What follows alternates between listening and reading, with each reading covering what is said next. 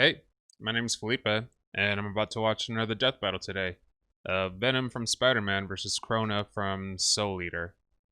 So before we get started, check the link in the description. It's probably going to be like a 30-minute plus video, but down there you'll find timestamps if you want to skip to any particular parts. You also find links to the original video of this death battle and also the death battle cast. If you want to check that out, feel free to, because I will also be talking about that at the end of this video as well.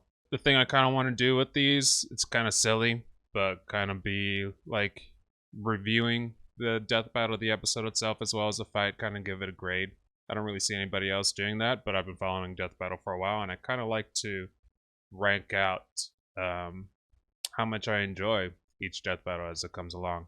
I'll also pause and likely talk over some spots, so again, check the link in the description if you want to watch the original video. Which you should definitely do, if only just to support the original creators. So about the characters, before I start watching this fight, I know Venom a little bit, mostly from stuff like the 1990s Spider-Man cartoon. Played him in like Marvel vs. Capcom. To me, he was kind of the face of the early 2D Marvel vs. Capcom games. Like everybody was playing Venom, and also from Spider-Man 3, but no one talks about Spider-Man 3. Don't know anything about Crona though. I haven't watched any of Soul Eater, so I have no idea what it's about. I did check out the fighter previews that Death Battle does, and I kind of wish I didn't check out Crona's, because a lot of it was like, what the hell am I looking at? So I kind of spoiled some of the surprise for myself. So then, let's get to watching the fight. I don't know who will win right now. I'll give a prediction before watching the actual fight, but for now, let's just push play.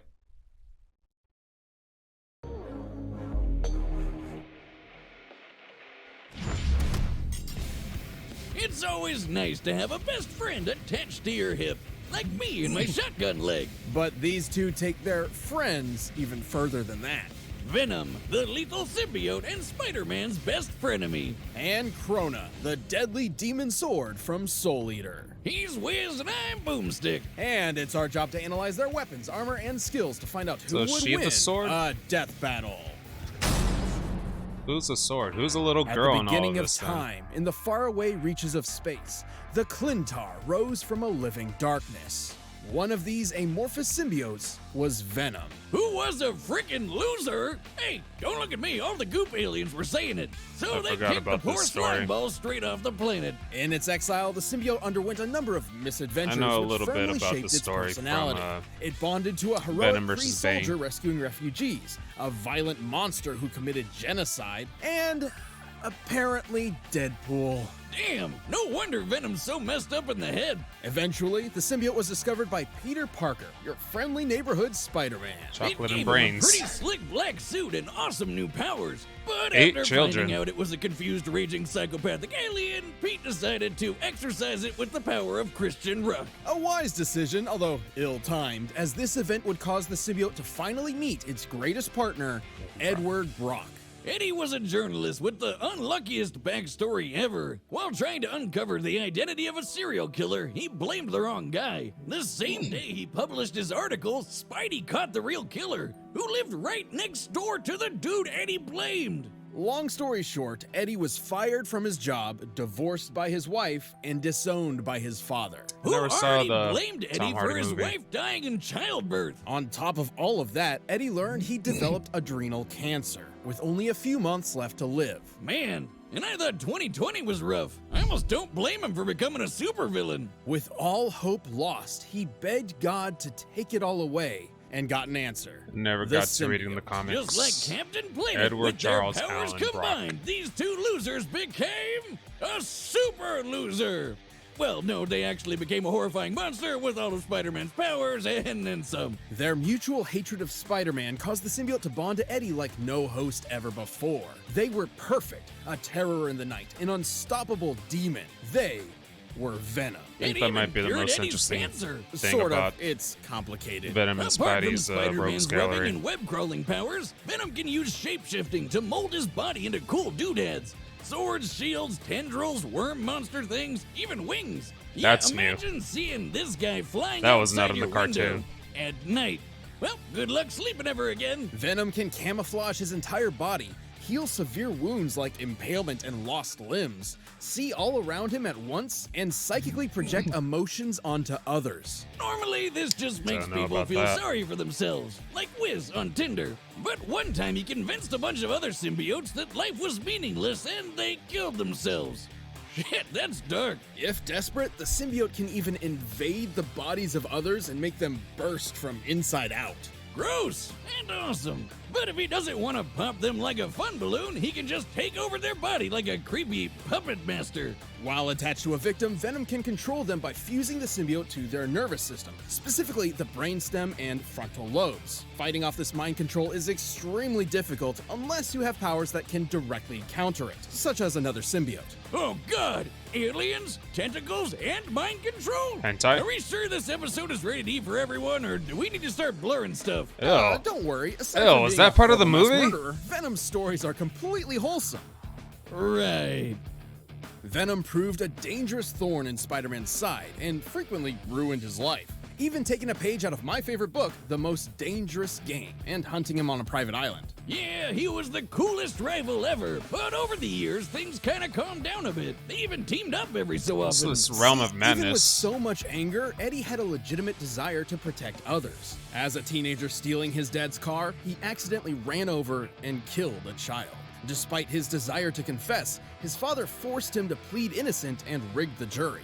The guilt has weighed him down ever since. So while Venom does Okay. have a hunger for human brains, he'd rather eat the face off a criminal than an innocent person. Venom's as tough as they come. He's survived So he's Ghost got Rider's a cannon code. stare. He's strong enough to toss a tank hundreds of feet up, and fast enough to take down Spidey 2099, who once caught Mjolnir while it was moving 2,000 times the speed of sound. Although Venom does not possess the spider sense that allows Parker to react in microseconds, he can still keep up with all the usual Spidey gallery. Plus, Okay. while symbiotes have a severe thought he did have weakness the to spider high-pitched sense. sound and heat, he's developed resistances to them. Like when he took this I saw giant that in the explosion, comments. or when he survived a sonic scream from some mutant gremlins that shattered all glass within 10 miles. While he may be tougher to take down than most other symbiotes, Venom never fully overcame his weaknesses. However, his symbiotic genes provide far more help than harm. This includes traits and memories from other hosts like Scorpion and Flash Thompson. Wait.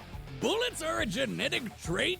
How do I pass that down? Venom would certainly need a lot of firepower to Ow. survive an encounter with the symbiote god. Oh, geez, here we go. At first, the Clintar symbiotes were seen as a peaceful people, but turns out they were actually living weapons forged by the primordial deity Null in an attempt to conquer the universe. And I bet next up, Marvel decides they're magic maple syrup people from Asgardian IHOP. But Alright.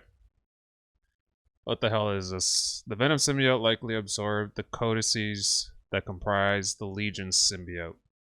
While absorbing codices does enhance strength, character-specific powers and mental imprints from codices burn out over time. Any codice-based powers, such as Ben Grimm's, are likely not permanent. Okay, so that's for the people asking about all the other people the Venom Clintar possessed. Alright. okay, cosmic sludge made by alien Satan. Let's go with that. Despite it all, Eddie and the symbiote have proven they're far more than the dark legacy the Clintar were intended for. They've even gained the respect of the Avengers and eventually considered Spider-Man a friend. Sort of. It's complicated. Eddie really is the best pal Venom could have found. And let's be real, he just looks freaking badass. See us everywhere, even in your nightmares. In ancient All right. times, a demonic being known as the Kishin ravaged humanity, nearly driving This is all all new to me. mankind into the depths of madness. This Except for, monster like, could the only first be minute. defeated and sealed away by the god of death. So, why is the literal god of death so goofy looking? You ever seen Death Note? Hell, even Thanos' girlfriend is scarier than this clown. If you are unfamiliar with the world of Soul Eater, prepare yourself. It's different. Well, not one in a return of the apocalypse, Death and his oven mitts founded a school, Death Academy. Here, warriors called Meisters would train to fight evil using the power of their souls. They even got neat demon weapons that doubled as people. Together, they learned courage, chivalry, unbreakable friendship. You know, all that anime crap. Crona Gorgon was not one of these students. Buckle up, it's all Gloomsville from here. Deal with it. I don't think I know how to deal with this situation. Throughout their childhood, Crona was abused by their mother, Medusa, a witch obsessed with the legendary Kishi. You can see where this is going. Anime Uma Thurman was such a fangirl she figured, hey, why don't I make my own Kishin? So she used her child as a guinea pig in a bunch of crazy experiments. You know, it kind of sounds like something you do, Wiz. Don't be silly, I only use actual guinea pigs. Part of Medusa's great experiment included bonding Crona to a weapon, much like the Meisters of Death Academy. However, joining with Ragnarok was a bit more literal. Ragnarok used to be your run-of-the-mill transformer Crona weapon is the person, child. until Medusa melted him alive in black blood. Black blood being another experiment of hers. Crona's own blood is, in fact, this same black blood, which they can remotely control. It can be used to heal wounds and even harden as a sort of internal armor. Cooking rags in black blood turned him into a brand new weapon that was literally poured into Crona's bloodstream. From that point on, Crona and Ragnarok were two halves of the same person. The meek and This is what tortured I'm child talking about with, firmly like, attached what to the their hell am I loud and watching? brazen weapon. And Raggy has that black blood control too, and can yank poor Crona around like a puppet. They can use black blood to create wings, thorny vines, all kinds of weapons, and big-ass needles. So that's kind of the similarities I with hate Venom. needles. What's up with that mouth when he transforms into a sword? That thing's messed up. Like the Meisters, Crona can wield their own soul in combat, amplified by Ragnarok as a technique called scream resonance. Think of it like hooking an electric guitar up to an amp, though more akin to a screeching banshee on LSD. I didn't know you play. I don't. It's incredibly powerful, causing internal damage to foes and making Ragnarok vibrate to increase his cutting power. His ears. Hey, are you okay? What? With this weapon at their side, Crona set out on a quest to become a Kishi, which required quite a lot of homicide. Yeah, Ragnarok can absorb the souls of dead people, and supposedly enough souls will turn Crona into the Kishin. So they went around slaughtering hundreds of people. Despite their name, Death Academy wasn't exactly a fan, particularly their star student, Maka Alburn. Don't worry, she and Crona ended up becoming good friends. So that's who's Till gonna they fight weren't. Ruby. Sort of.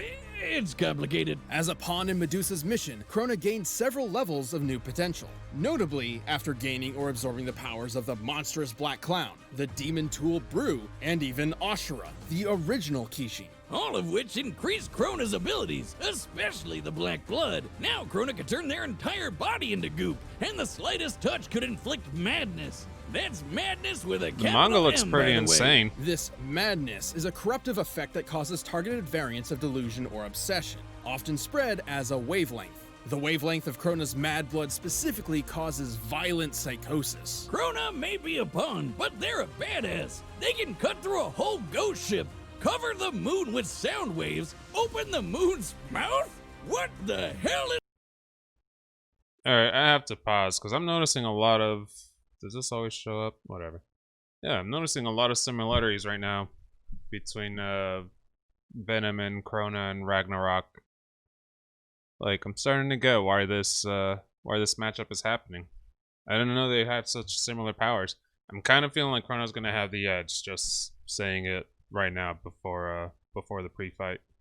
What is wrong with that moon? Crona and Ragnarok have held their own against multiple Death Academy students, including Maka, Death the Kid, and Black Star. Sometimes all at once. Kid once flew from Nevada to Egypt in less than a minute, and Black Star is even faster. He's dodged lasers and been tracked moving over 20 kilometers in 6 microseconds while approaching Baba Yaga Castle.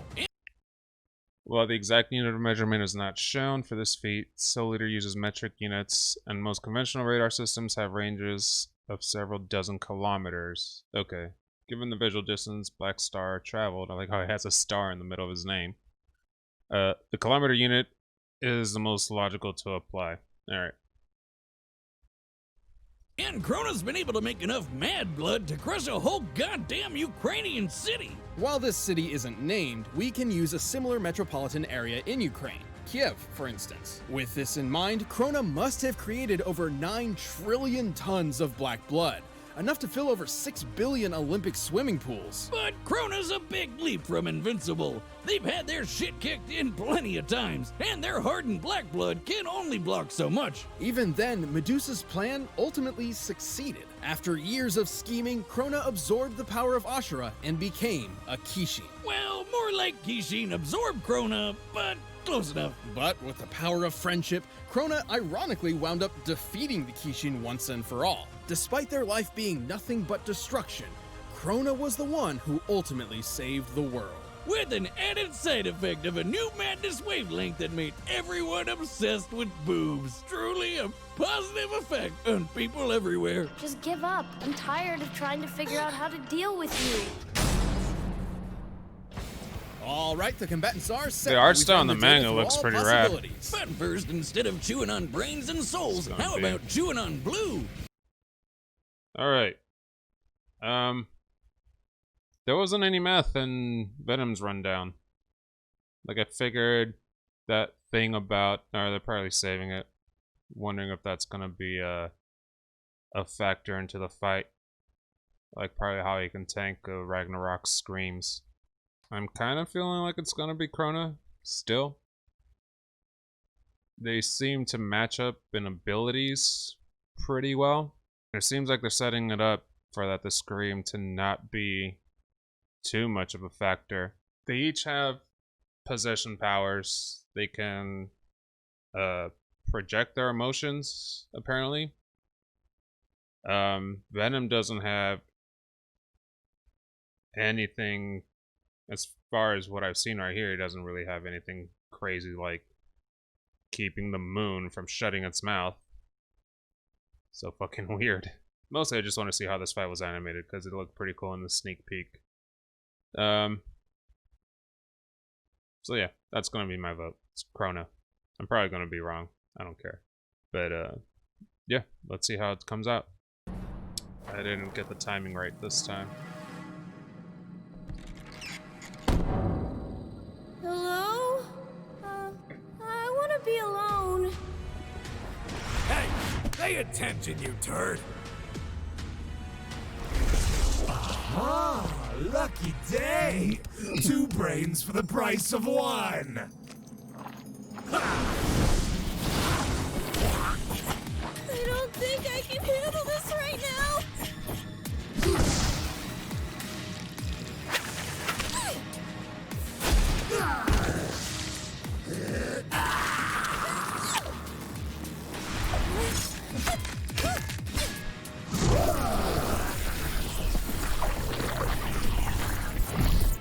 The sprite animations have gotten so much better.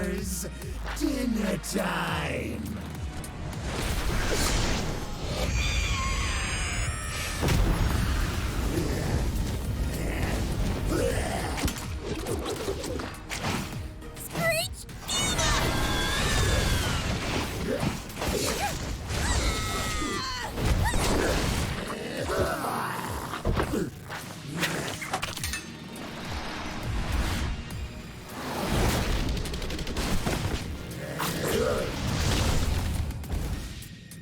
He's gone?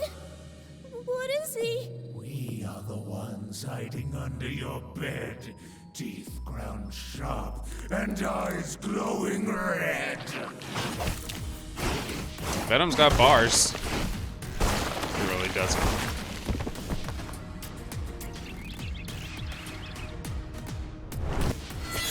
But it's like none of this is really phasing her. Your blood. I know. It's black.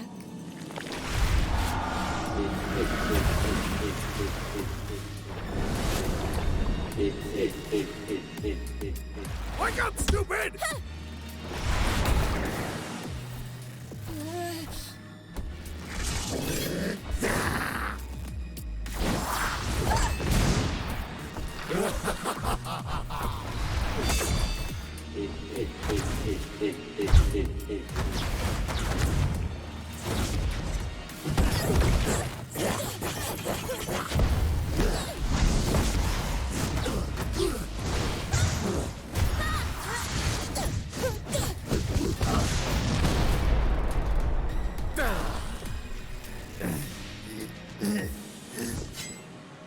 We are the darkness. We are your nightmare. We are Venom. I hate you.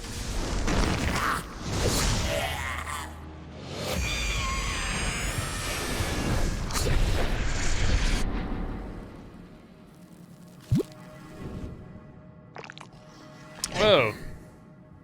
They took both of their souls. That is freaky. KO! Man, these symbiotes really need to stop picking fights with pink-haired anime characters. They're f***ing crazy. Venom was certainly a tricky opponent. His Lucy. shape-shifting camouflage and multitude of weapons kept Crona on guard. Unfortunately, Venom lacked the power needed to keep up a prolonged fight. Yeah, Crona matching Black Star's speed makes for a pretty clear difference. Crona could reach Mach 9000, while Venom only topped out around Mach 2000. And while Venom has shown incredible physical strength Okay, that so there puts was some Spider-Man to shame, he could never compete with 9 trillion tons of mad blood. Which, by the way, that precise control of the black blood totally meant Crona could push out any of Venom's attempt at being a puppeteer. And Crona has shown even greater feats of strength as well.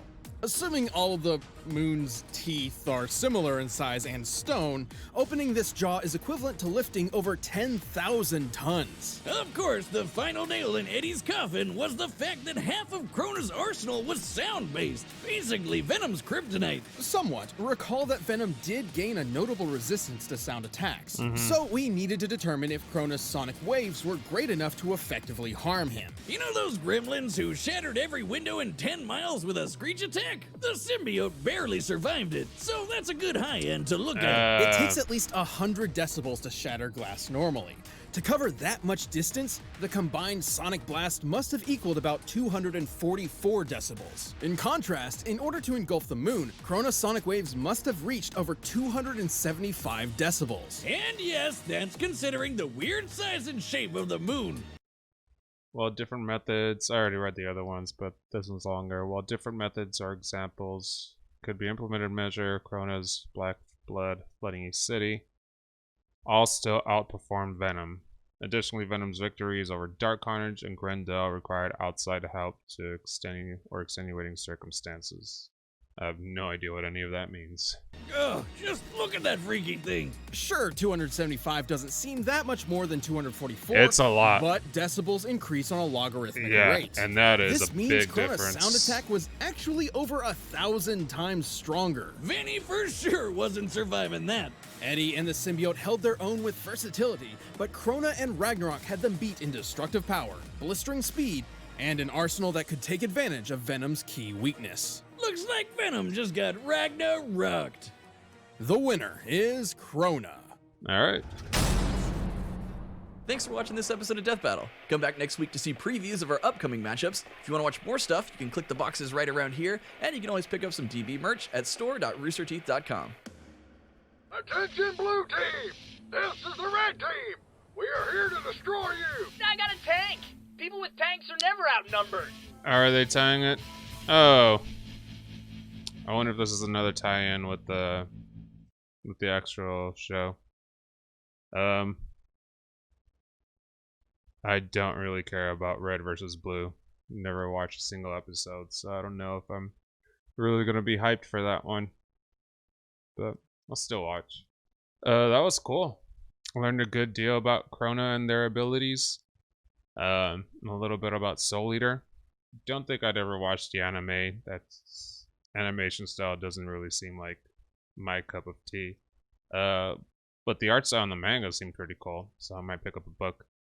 I saw a lot of people in the comments before the fight talking about Ragnarok as a sword and his sound powers and how that would affect the Venom. And a lot of the canon arguments were obviously about Venom's resistance to sound over time. But yeah, it seems like right now it wasn't really a factor. As far as what I'd give this thing as a grade, I think I'll give the fight a B. It was pretty cool. It was pretty neat. Nothing really wrong with it. I mean, I felt like it was a little slow paced, but I kind of feel like that's kind of the thing with these characters, especially with Crona kind of being so spaced out. but moving it up to that moon, that creepy ass moon from Soul Eater, that was a nice touch. And the aerial fight was actually pretty cool. Actually, my favorite moment was that last shot with the Ragnarok being fully animated and eating those souls. I actually like it when the animation styles change up like that for the 2D fights. The episode, I'll give it a B plus, just for all the Soul Eater lore that I got to learn on this episode, and just how nuts that whole world just seems to be. Crona seems like a pretty interesting character. I know Maka is the confirmed opponent for Ruby Rose whenever that death battle happens. And I've seen Kill the Kid. No, I'm thinking about something else. Death the Kid. In some other YouTube videos. For now, that's all I know about the Soul Eater world from those 3 characters and from what I just learned from here. I'll check out the Q&A for the Death Battle cast. Post a link in the description for that as well if you care about checking it out. I like checking them out. I know they're really long, but I'm always interested in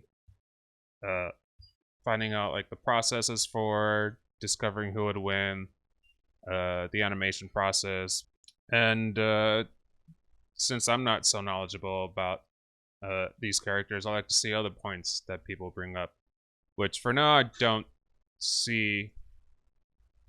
I can't really bring up any issue with the arguments that they had for Crona winning.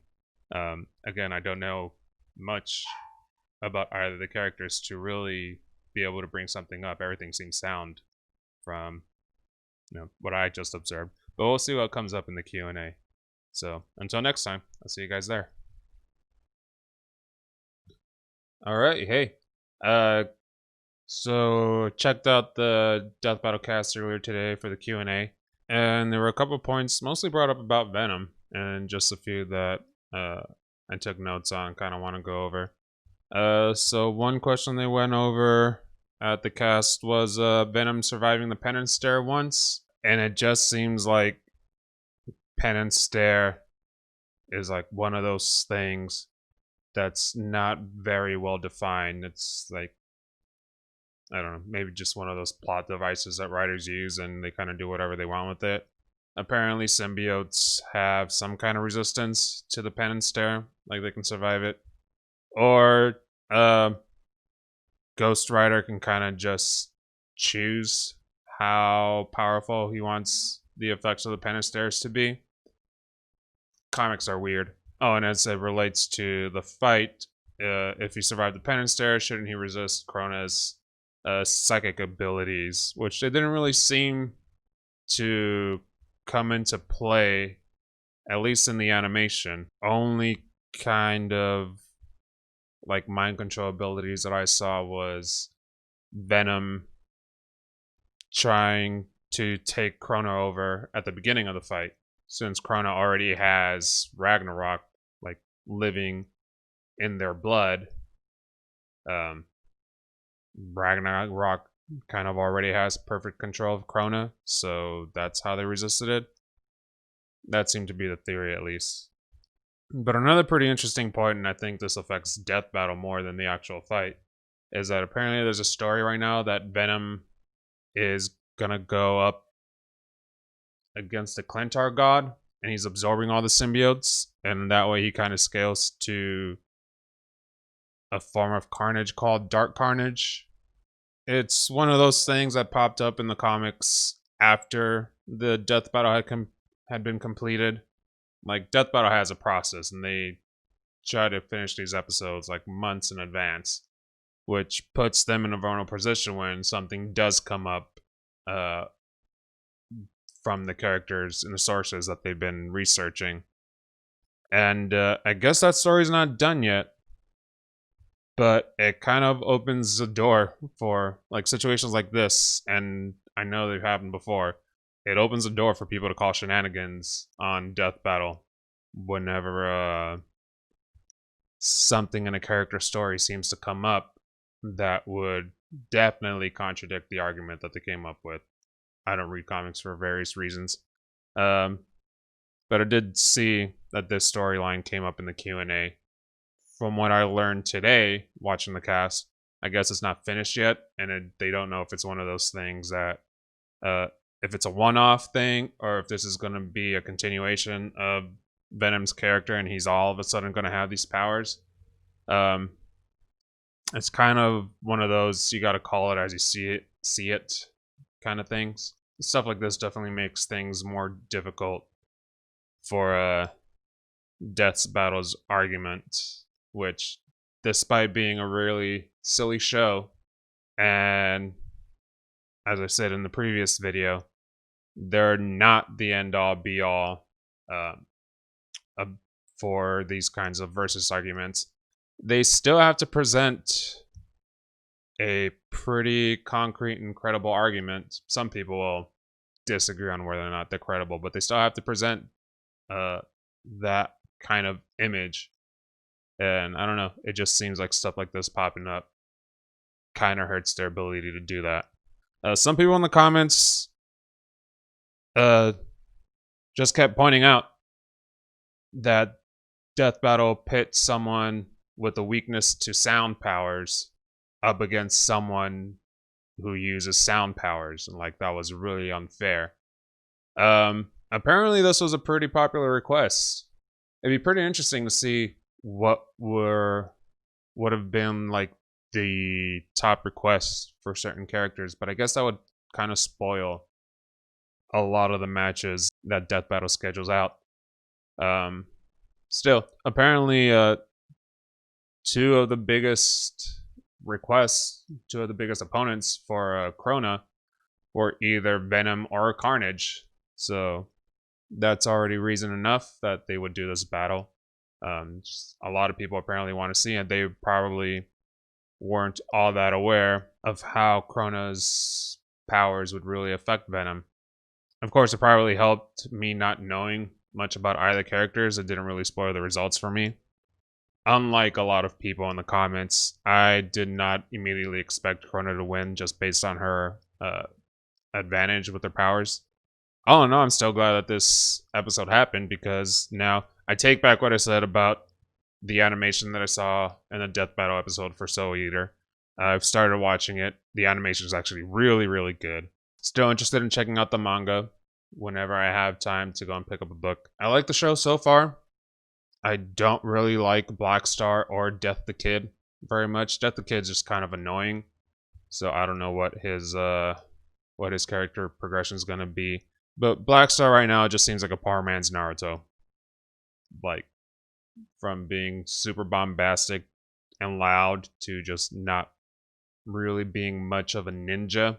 Both of them just get annoying. Black Star and Death the Kid, they're just annoying so far. But we'll see where they go. I'm still enjoying the show right now. So yeah, I didn't really care that much about the matchup because now I've been exposed to Soul Eater. And we wouldn't have had probably one of my favorite breakdowns from this episode, which was just how much of a resistance has Venom built up to his weakness of sound. That's why we didn't get the calculations on when he survived some, I don't remember what they were, some evil spirits or gremlins, I guess was what they were called. Those things screaming at him, that thing that broke all of the windows within like a 10-mile radius. We got that at the end for the results, and now I've actually found that really interesting, that even with his resistances, it just was not enough to save him from Crona's attacks. And that was pretty much all the big points for the Q&A. If anybody knows more about how people survive the penance stare, how Clentar survived the penance stare, or just what the hell Dark Carnage is actually and what's going on with the current. I'm not following it, but I still like nerdy talk. So yeah, just what is actually going on in Venom's story right now. Drop that in the comments. That's it. Until next time, I'll see you guys later, and peace out.